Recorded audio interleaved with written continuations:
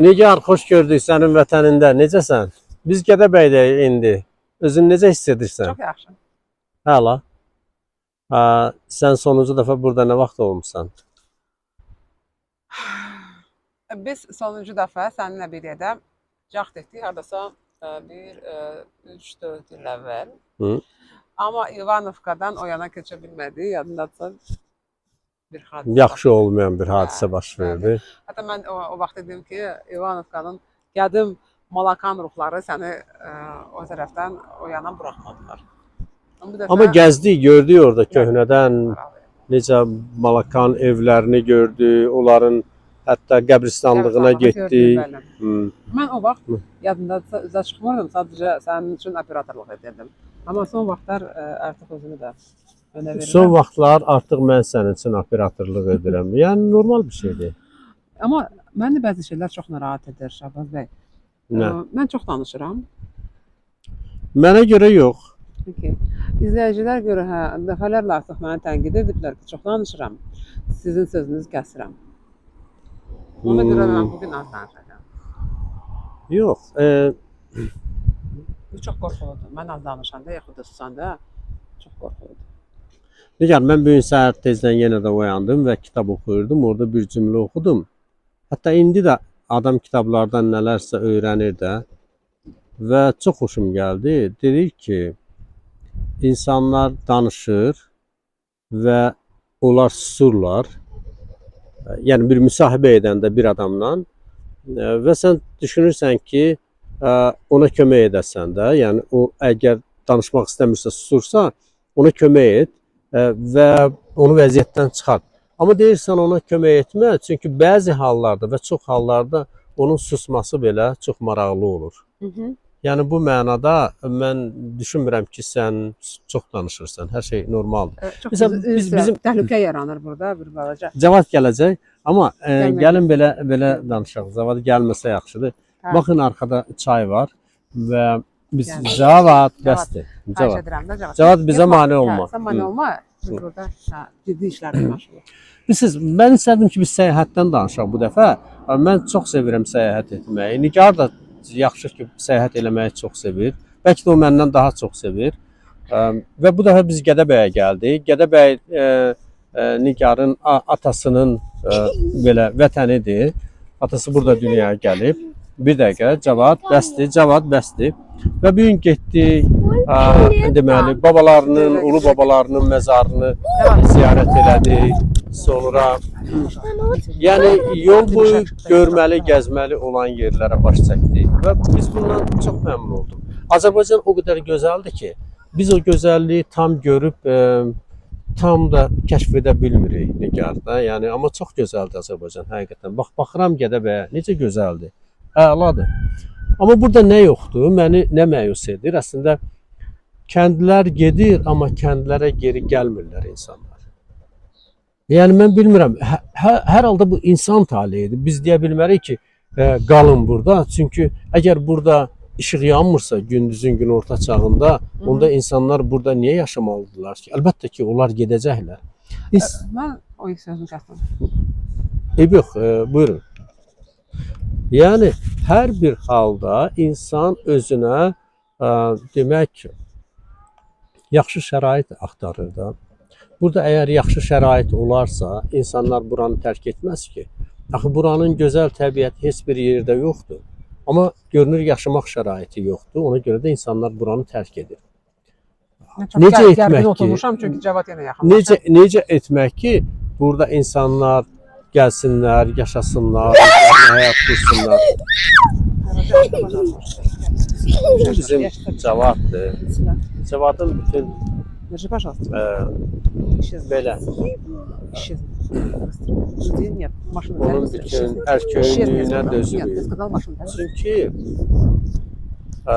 gənc yaşda adam uşaqların necə böyüməsinə o qədər də əhəmiyyət vermirsən.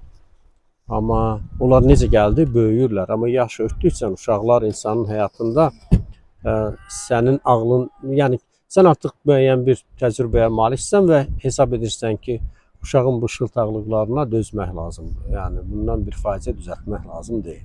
Hə. Mən əslində bugün bir mövzuyla bağlı danışmaq istəyirdim. Bizim necə deyim, daxili gücümüz hardan irəli gəlir, ona bağlı. Sadəcə siz daha maraqlı mövzuya toxundunuz məncə, o da çox maraqlıdır. Gəlin elə oradan başlayaq. Mən əvvəllər mən özüm Bakı şəhərindən olmuşam. Atam Gədəbəylidir, anam Şəmkirli. Və yay tətilinə məni həmişə Şəmkirə göndərirdilər və bu mənim həyatımın ən xoşbəxt günləridir. Çünki biz orada 3 ay olurduq. Ora qatarla gedirdik və mənim 2 böyük qardaşım var və bizim həyatımız macəra ilə dolu idi. Çox maraqlı idi. Həm də eyni zamanda mənim Şəmkirdəki yaşayan babamın və nənənin evində böyük kitabxana var idi. Çox böyük. Və biz mən orada daim kitab oxuyurdum. Mən oranı çox sevirdim. Şəmkiri indi də çox sevirəm. Mənim üçün Şəmkir çox əzizdir. Və bəzən bizim vaxtımız gətirirdi və Gədəbəydə yaşayan əmilərim, qohumlarım gəlib bizi Şəmkirdən götürüb Gədəbəyə aparırdılar. Və orada da çox ləzzətli idi. Mən Gədəbəyi çox sevirəm və çox fəxr edirəm ki, Gədəbəyliyəm. Sadəcə orada bir problem var idi ki, biz şəhər uşağı daha çox komfortlu həyata alışmışıq deyə Şəmkir bizə daha rahat idi. Həm də Şəmkirdə böyük kitabxana var idi. Yenə də Gədəbəyi çox sevirəm, çox istəyirəm. Və məndə həmişə içimdə belə bir, nə bilim, romantik bir şey var idi ki, mən nə vaxtsa misal üçün gedib hansı bir ucqar kənddə, Gədəbəydə falan, nə bilim, müəllimə olacağam. Həmişə bax belə arzum var idi. Amma Şahbaz bəy bu arzumu dağıtdı. Çünki o mənim gözümü açdı ki, kənd həyatı elə də rahat və romantik deyil. Biz düşündüyümüz qədər və bundan sonra biz artıq neçə ildir ki, bir yerdəyik, biz Azərbaycanı çox gəzirik. Ya, biz indi getdik, məsələn, Nigar xanımın atasının doğulduğu evə, orada onun kiçik əmisi qalıb və əmisi və yoldaşı qalıb və salam, yəni ev sadəcə boşdur. Və bunların cüzi bir aldıqları bir məvacib var, onun hesabına yaşayırlar, artıq heç nə də saxlamırlar. Biz nə yedik? Uşaqlar da onlara baxırlar. Uşaqları, yəni mən söhbət uşaqlardan getmir. Yəni təbii ki, hər bir yerdə, yəni söhbət ümumiyyətlə, yəni necə deyim, məsələ onda deyil. Məsələ ondadır ki, bunlar məsələn, mən gördüm ki, kətə var, biz kətə yedik. Kətə özü bişiribdi, Ənvər müəllim və çox Əhməd müəllim və çox dadlı bir kətə idi. İkisi qalıblar bu yurtda və mən deyirəm ki, siz burada qalmağınızla, yəni şəhərə gedən qardaşlarınızı qınamırsınızmı ki, məsələn deyək ki, onlar getdilər, şəhərdə indi yaşayırlar. O deyir, mən qınamıram, mən burada yaşamağımdan xoşbəxtəm. Sadəcə, amma burada həkim yox, yəni bizə baxan yox, yəni baxan o mənada ki, sistemli olaraq gedək, müayinə alaq, kimsə baxsın, necədir, dərman alaq falan. Yəni burada da market yoxdur, yəni bir sabun almaq üçün.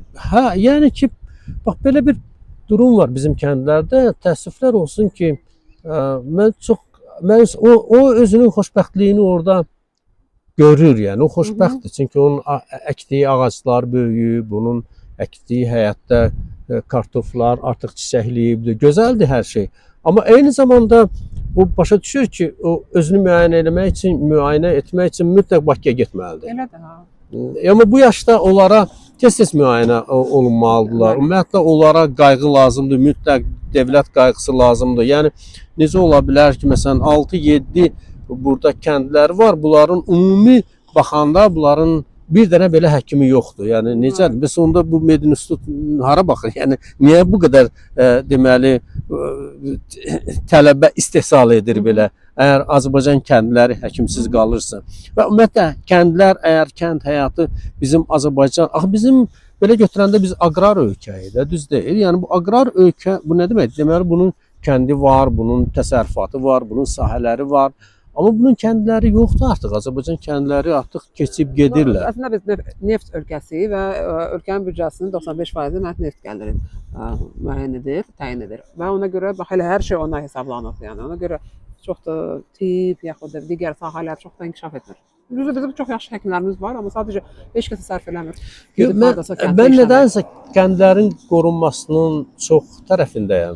Mən bir şey deyim. Yəni sən necə baxırsan ümumiyyətlə? Sən necə baxırsan? Kəndlərin qorunması vacibdir. Mən bəzən düşünürəm ki, bəlkə də bax bütün bu kəndlər hamısı götürülür, ləğv olunur. bir mərkəz yaranır bir rayonda və bütün bu kəndlər o xırda şəhər bir yaranır və hamısı belə də yəni ki, o şəhərə yığılır. O şəhərdə məktəb var, teatr var, o məktəb deyək ki, kinoteatr var, kitabxanalar var, hər şey var orada. Amma belə kəndlər yoxdur artıq. Səncə belə mi olmalıdır? Yoxsa ümumiyyətlə bu kəndlər yaşamalıdır? Əgər yaşamalıdırsa onda yaşamamaq kimi yaşamamalıdır yəni ki. Yəni onun və ölüm həddində yaşamamalıdır, normal yaşamalıdır, elə deyil? Aha, növbə artıq.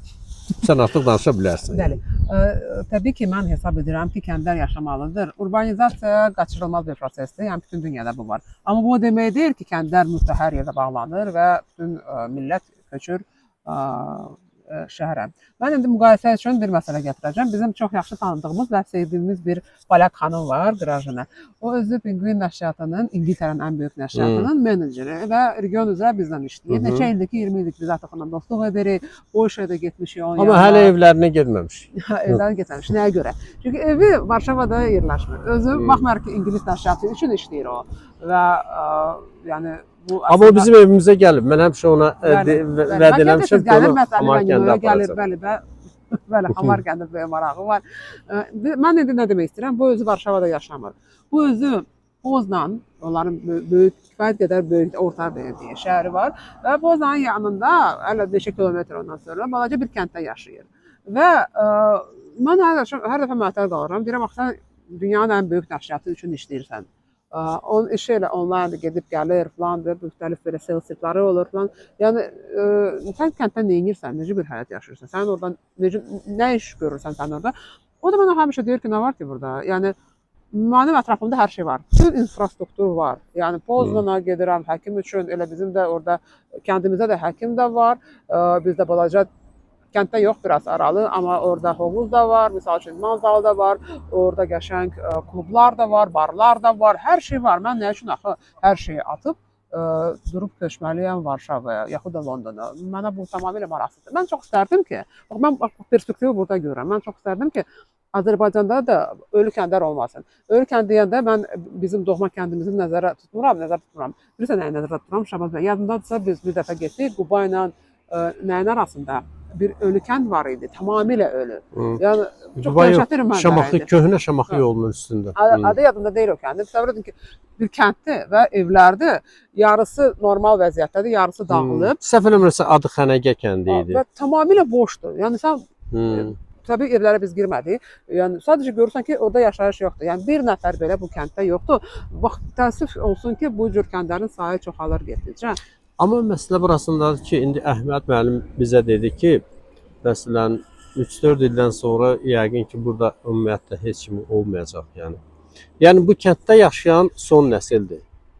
Bax, kədərli olan odur ki, artıq kənddə yaşayan son nəslin 80 yaşı var və bu 80-ə deyək ki, bu 40-40'larda doğulan insanlardır və bunlardan sonra kimləri olacaq yəni o evlər. Baxırsan ki, keçirsən ki, evlərin yanından ötəndə görürsən ki, hardasa bir 70% evlər boşdur yəni. Elədir. Amma uşaq səsi çox nadir hallarda gəlir. Uşaq səsi ümumiyyətlə yoxdur yəni belə. Elədir. Məktəblər bağlanır. Yəni ki, bu məktəblər bağlanırsa deməli uşaq yoxdur. Və bu düzgün deyil. Yəni Azərbaycanda elə bir ki, kəndlərə baxan göz bağlanıbdır. Azərbaycan kəndinin vəziyyətini görən göz bağlanıb da. Bu bilmirəm niyə belə olmalıdır. Amma kəndlər yaşamalıdır axı. İnsanlar elə bir ki, onun qarşısında seçim var. Kənddə yaşayasan, güclə burada min əziyyətlə, işıqsız, qazsız yaşayasan, nə bilim, heç özünün o elədiyin misal üçün məhsullar tutaq ki də, nə bilim, inək suyu, düdü falan. Onu heç tapmadı imkanı yoxdur axı. Neynəsin? Bizdə heç belə fermalar da yoxdur. Tutaq ki, Finlandiyada ən məşhur Finlandiyanın şeyi var, yağ var. Viola.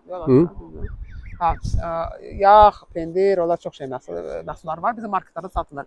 O əslində bir böyük zavod deyil axı. O kooperativ kimi kiçik fermalardır. Bütün bax belədirlər, bax belə yerləşirlər. Demək olar ki, kəndlərdə, hər yerdə falan. Mən çox istərdim ki, bizdə də belə bir şey olsun. Bu olsa, təbii ki, insanlar üçün iş də olacaq, yaranacaq, artıq gedib orada işləyirsən, öz məhsulunu satırsan, onlara təhvil verirsən, yaxşı pullun, keyfiyyətli, hər şey əla falan.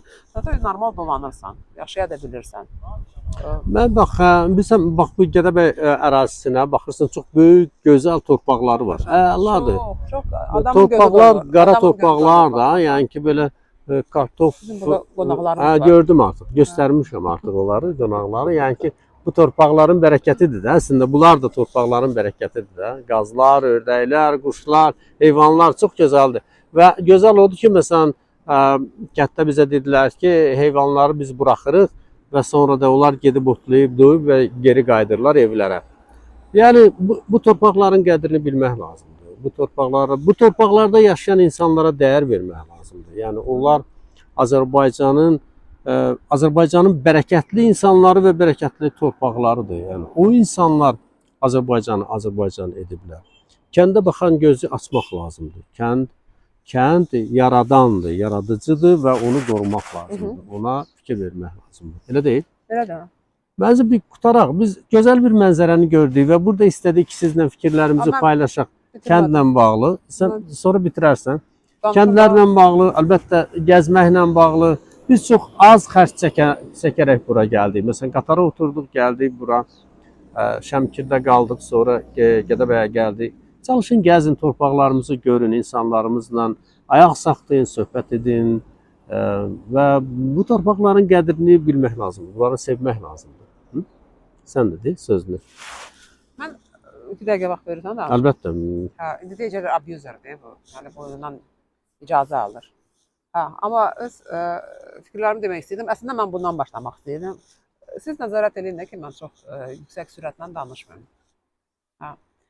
Deməli, mən bayaq qeyd etdim ki, uşaqlıqda həmişə yay tətilinə Şəmkirə və Gədəbəyə gəlirdim və mən özümü heç vaxt şəhərli yaxud da Bakılı hesab etməmişəm. Əslində mən həmişə özümə nədənsə həmişə bununla böyümüşəm ki, mən rayonda böyümüşəm. Mənim ürəyim sanki bura məxsusdur da, mənə bura xoşdur, mənə belə yerlər ləzzət verir.